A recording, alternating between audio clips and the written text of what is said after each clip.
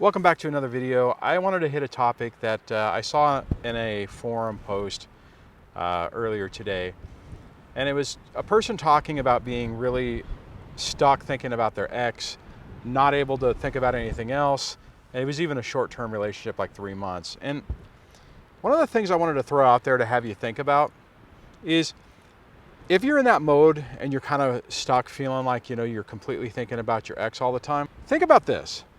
Think about all the time that you spend focused on them and ask yourself the question, what would happen if you took that time and you moved it to something else?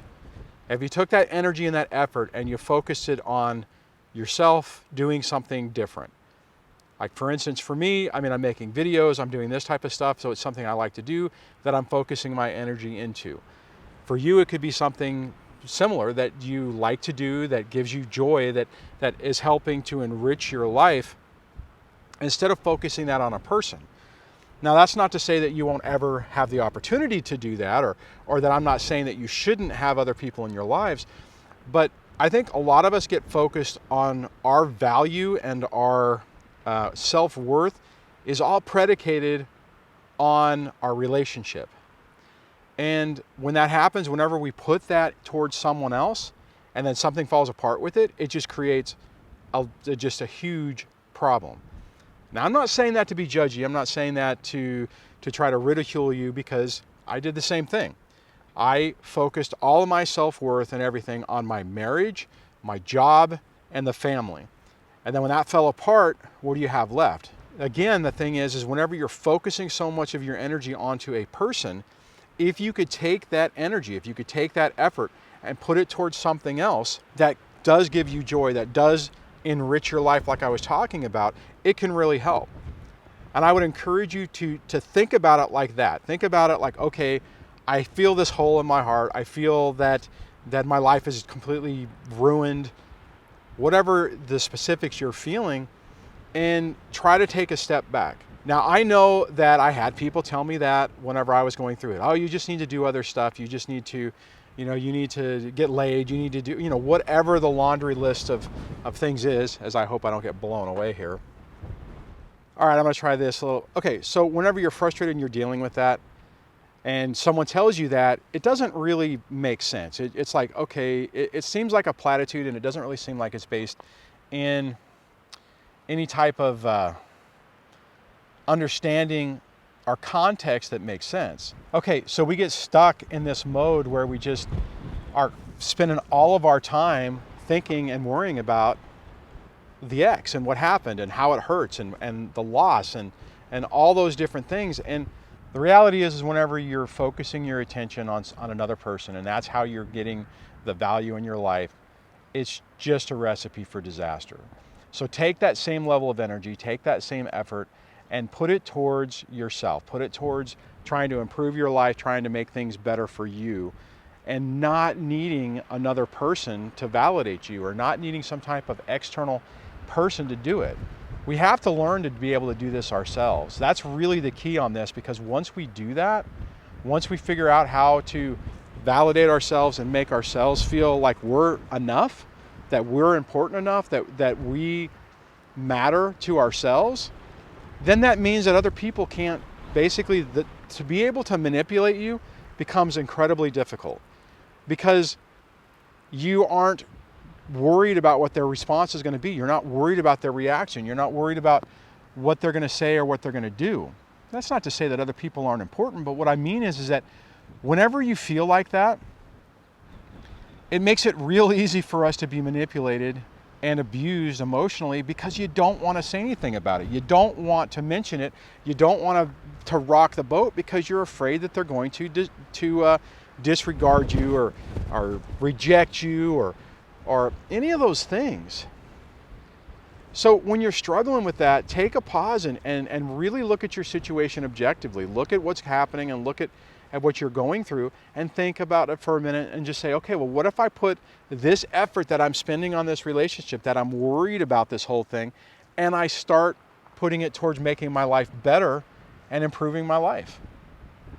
It's just, I think it's something that's simple that goes such a long way to make your life better. So All right, I am getting blown all over the place around here. I'm not even sure if this is going to work. I had my camera fall over a second ago. So I'm going to shut this down, and then I'll just try to decide whether this is even worth it. Okay, I'm just going to try to finish this up in the car because that was a little crazy. It gets really windy out here. Bottom line is that what I've noticed with a lot of people is we focus so much of our energy onto our ex or onto the situation. And I get it, because we put a lot of effort into these relationships. We put a lot to try to make them work, and we have our vision of what it's supposed to be. And then when it breaks apart, we're so connected to what that was, and we're so connected to being with a person. And the problem is, or the thing that really gets us, is that we can't make someone else be who we want them to be. We can't make someone love us the way we want them to love us. It's one of those situations that we put so much effort into another person that we lose sight of ourselves.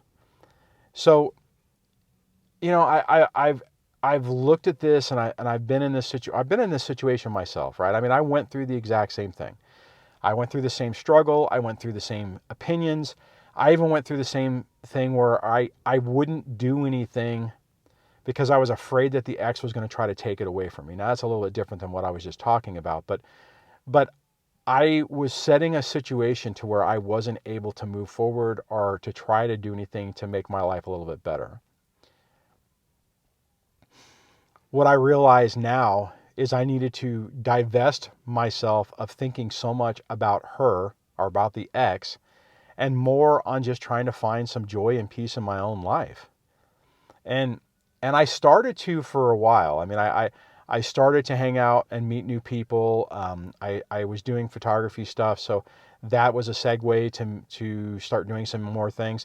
Part of my problem back in the day is that the ex was threatening to take all my equipment, and was like, well, that's worth a lot of money, and I want my half, right? Dealing with the whole half thing. So I for like over a year until the divorce was final, I wouldn't even use anything.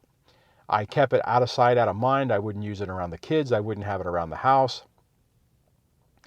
And part of that was just because part of that was me mentally preparing myself so whenever she did take it away, because I was convinced it was going to happen, and I just knew that emotionally I wasn't going to be able to handle it to lose something else, right? What I needed to do is, one, just say F it and continue to do it, or find something different. And it's just, it's so tough. I mean, it's so freaking tough when you're stuck in that mode. And I couldn't get myself motivated to do anything. And all I did was hurt me. All I did was keep me trapped in that situation for longer. And it's just, I don't know. As I'm thinking about this, I'm trying to think, what could someone have said to me that would have made sense? I think the main thing is that the first thing is, you're not going to feel this way forever. That connection and that hole that you feel in your heart isn't going to stay there forever. Because I thought it was. I thought I was trapped with that. The second thing is you owe it to yourself to try to put more positive things in your life, to change the focus, to change the priority. Instead of worrying about what the ex is going to do and what's going to happen next, to having some experiences. I mean, that's part of the thing, right? It's like, okay, so something may change tomorrow, or they may throw a monkey wrench into everything, but what can you do today to have a better life? What can you do to try to improve your life today?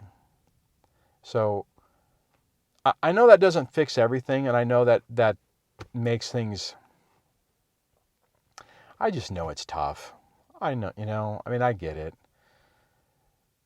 But at some point, we all get to a point to where we get our lives back. And it's hard to even articulate when that happened for me, or when that shift happened. But it's coming. That's where you're heading. You're going to get there. And all of this, the way you feel right this moment, that today, is not going to be the way you're going to be feeling, 3 years from now. So I hope that gives you a little bit of hope, because I know for me, no one said that to me. Nobody shared that with me. I'm just like, oh my God, I'm going to be angry, bitter, and hurt and devastated forever. I mean, God, that's such a drain on your life. So last thing I just want to leave you with is just think about taking that energy that you're focusing on all this crap that's going on in your life, and think about it for a moment. And it's like, well, what if you took that energy and you shifted it to something else? Helping other people, volunteering, learning, and taking up art. I don't know, get a cheap guitar and do guitar lessons. I mean, something new for a new experience that can add something positive to your life. So on that, I'm going to wrap this up, and I'll chat with you on the next video.